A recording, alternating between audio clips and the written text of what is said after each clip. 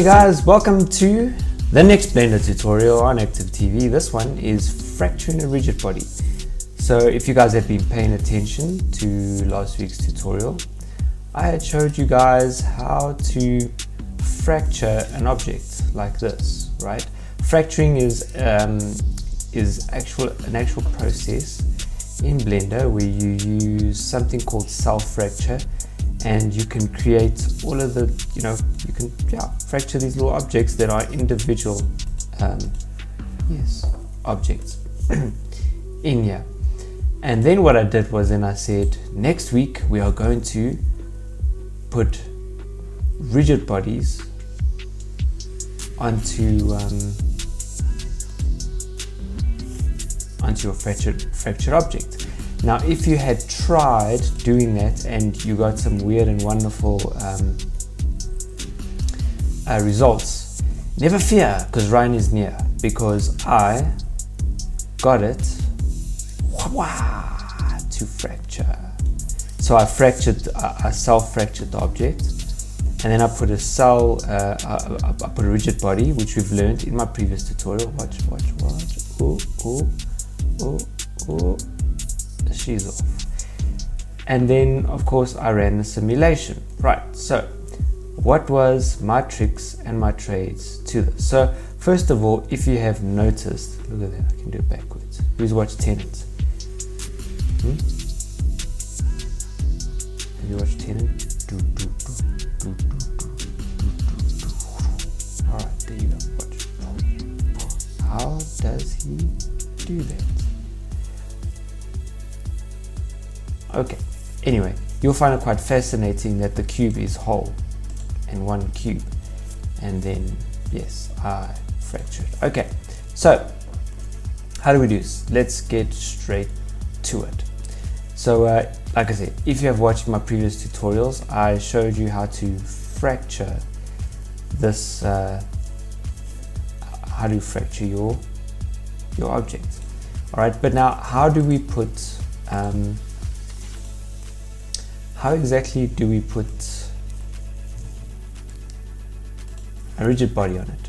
Because like I said, you might have found that your rigid body had done some really weird artifacts, all right? And I think in my tutorial last week, I had said that, hey, there's a little trick you got to do, and I'm going to teach that to you next week. So guess what? It is next week. So let me literally just quickly set this guy up. It doesn't take long to do this. All right, and everything that I'm doing here, I have taught in my previous tutorial. So, you might want to go check those out. All right, so let's get right to it. So I'm just going to press I, and I'm going to animate this ball's location. All right, I'm going to go ahead a couple frames. And I'm going to grab NY. I'm going to put it just let it into SX there, press I, location, and then I'm going to check my speed. Okay, I'm happy with that. Now something you would have noticed is that it sort of slows down towards the end. You don't want that, you want it to impact. No problem, go to animation, go to your graph editor. And what you want to do is you want to select this guy over here. This is your keyframe that comes to the end. You'll see there's a curve there, which means it speeds up, and then the curve slows down. And what you want to do is you want to make that a linear. Alright, you want to make it a linear. No, still not. Easy type, no, handle type. Linear. Okay, still not doing the things that I needed to do. Right, we'll just play this the hard way then, shall we?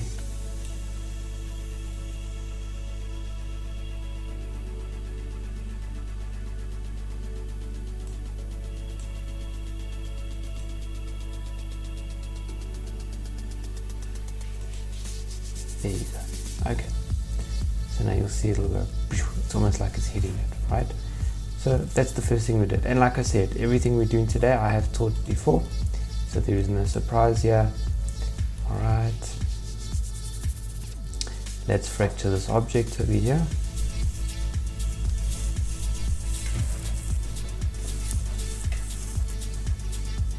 Alright, and as we did before,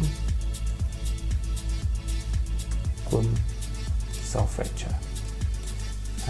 Sorry, before we even get to that,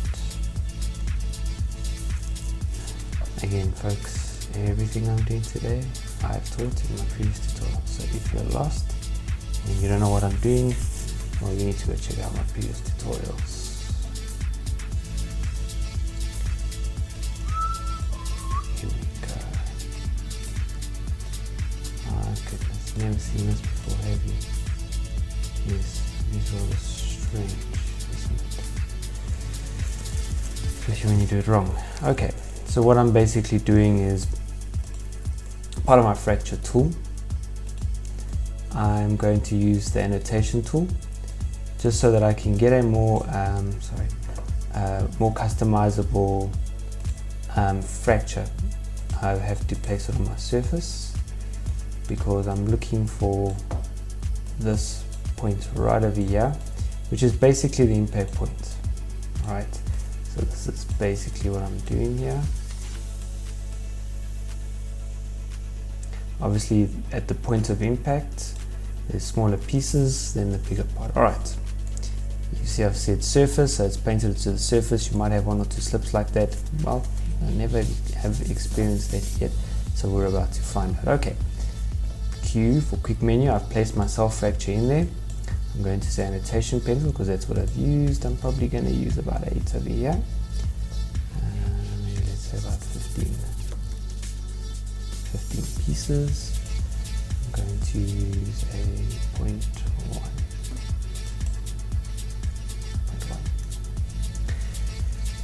And then over here, maybe about 3 places. I'm going to make it big and I'm going to leave the rest. Oh yes, and of course I'm going to print a collection. Fracture cube. Boom. And then I'm going to press OK. Let Blender do its magic while I take a sip of my cold drink.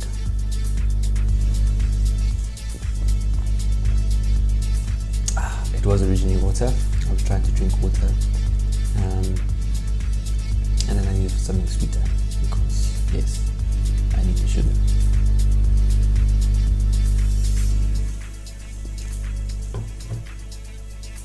So Blender has now completed my fracture. You'll see, as I taught before, we've put it in a nice collection so I can keep it all there. I'm going to hide the default cube that I put in there. Okay, and I'm going to hide my annotation markings. Right, if you want, you can go to eraser and you can just erase it if you want to. Alright, I'm quite happy with that. You see there's more of an impact point over there. That's what gives it quite that nice, yeah. Alright, and then I'm going to save because you have to save. Alright, so fracture and rigid body tutorial. Okay, there you go. It's important that you save, people. Alright, unless you like doing your work over again. Right, so we've got our fractures, our fractured pieces. We have our animation. Alright, and you'll see that these two don't work together. Okay, so and that is because we need to apply the rigid body. So which one should we do? The ground first, right? So rigid body. All right, if you want to know how to do this quick menu, you need to go check out my other tutorials. Otherwise, I'll just tell you. Basically, rigid body is under here. So this menu over here. So if I right click here, I can say, now mine says remove from quick favorites because it's there, but yours will probably say add to quick favorites. Then when I press the letter Q, there it is. I did the same with my self fracture. So let's put on a passive body for this. And then what I'm going to do is I'm then going to select every item in my cube. Now it's very important that you press Alt Z so it's in transparent mode. That way you grab everything in here. Alright, then within that I'm going to press Command or Control, select one so that I'm working with one object here. And I'm going to add the fracture object. Now I'm going to show you what happens if you do this incorrectly. So, sorry, quick menu, rigid body, add active. Oh yeah, I think my floor's fallen. Where's my floor? No, my floor is there. Yes.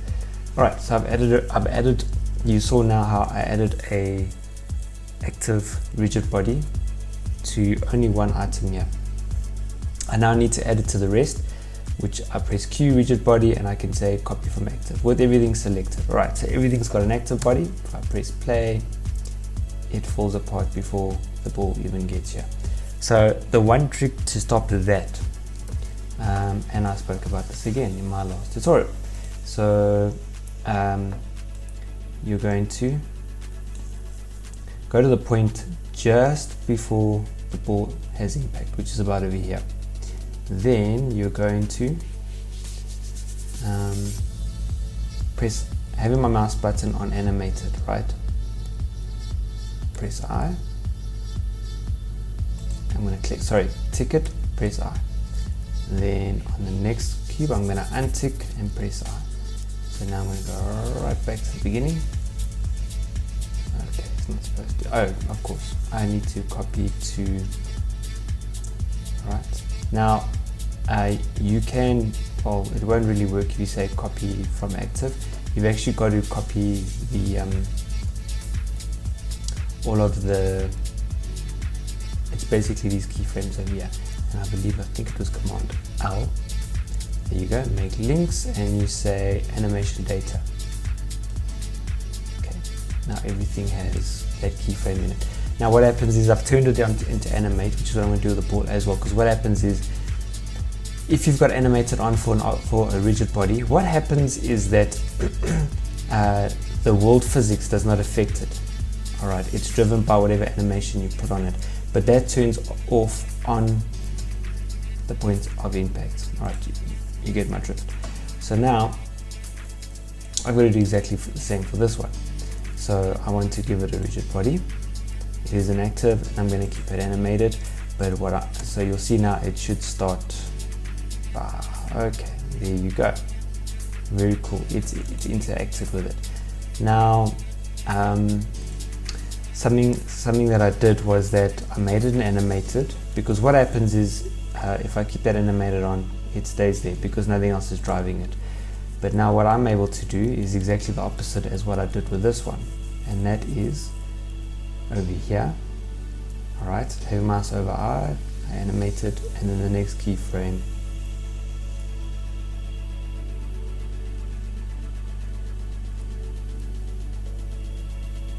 looks like it's already done it for me. No, it's impossible. So I, next one, untick, press I. So it saved it. Alright, so then what you'll find is that the ball is going to then react thereafter. Okay. The very important thing is to calculate the mass for all of your objects. That way it becomes realism. So Q, rigid body, calculate mass, and I can give it whatever I want. Alright, so let's say I give it a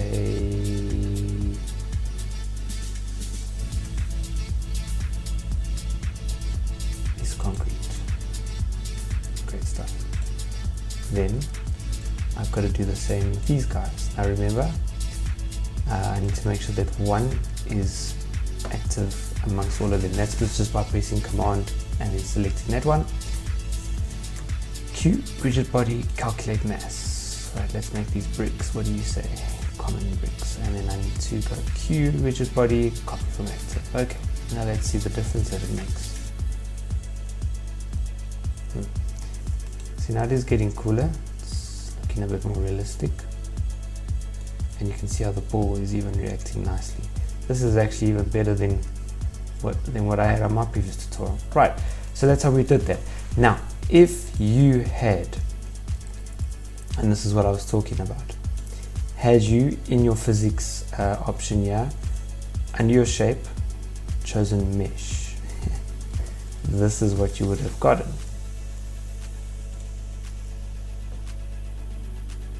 Exactly the same thing. Okay, mine didn't do that. Oh wait, sorry. Let's try that again. I've only done it to the one object.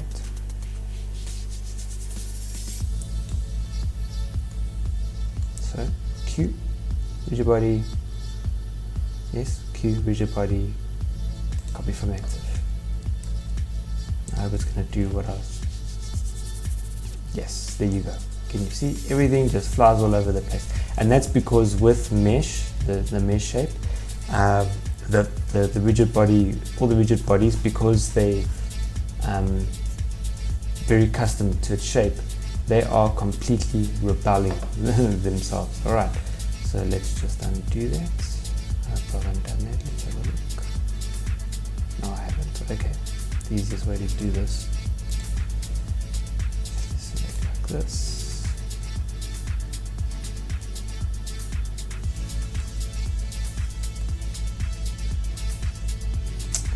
Go back to convex, then copy from active. Okay, now the last thing that we are needing to do is that, yes, I need to show you how basically we have the cube hole, because you can see that there's cracks on it, all right?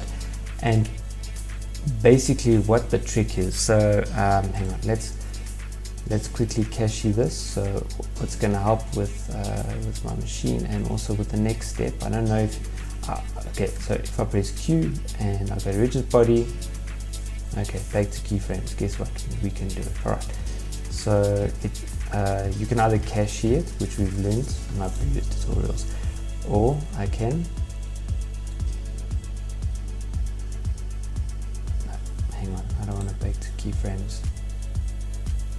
So what I'm going to do here is I'm going to come to the rigid body and I'm going to bake. This is just going to help me with my machine.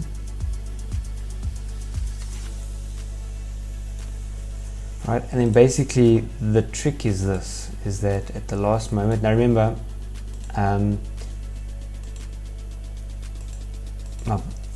there is my original cube. And there's my fractured cube. Yep, I'm sure a lot of you just clicked and said, oh, no, what he did, he replaced it at the last moment. Well, if you said that, you are 100% correct. So what we're going to do is right before impact, I am going to, in fact, right there, I'm going to press I to insert a keyframe.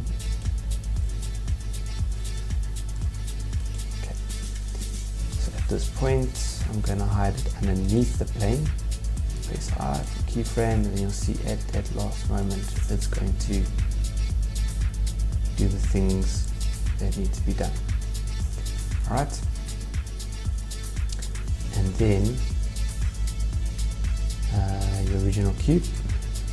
Now apparently it's common practice to hide the cube under the plane. If that makes sense. Right, location. Okay, grab C, under the cube you go. I, location. And so that's basically the great swap that they do. Alright, so that is basically, yeah, adding on a rigid body onto a fractured object. Now notice that obviously you can see how these parts are sliding. So if I really wanted to, I could go onto this floor, could go in here, and on my surface response, I can bring up this friction. Alright, but I have cached my keyframe, so I don't think it's going to change. Alright, you see they're still sliding. I'd have to rebake my keyframes. But anyway, I think you got the point. So that's basically how you do it. You also can break other things like cups and stuff, and then like have the cup drop, you know, and when the cup drops, then you replace the cup type of thing. So that's basically how you do it. That's pretty straightforward, pretty simple, very quick tutorial. Guys, I'll see you guys next week. I guess that was it. So we fractured and we put a rigid body onto that fracture. Pretty cool, eh? How awesome is that? And I showed you now how to do some really cool work. Feel free to experiment as well. Maybe drop the block and then have another ball drop on top of it, or bigger block falling on top of it. Guys, if you've done really cool stuff, man, You can show me, there's my email address on screen right now. Yep, that is my email address. And then until next week,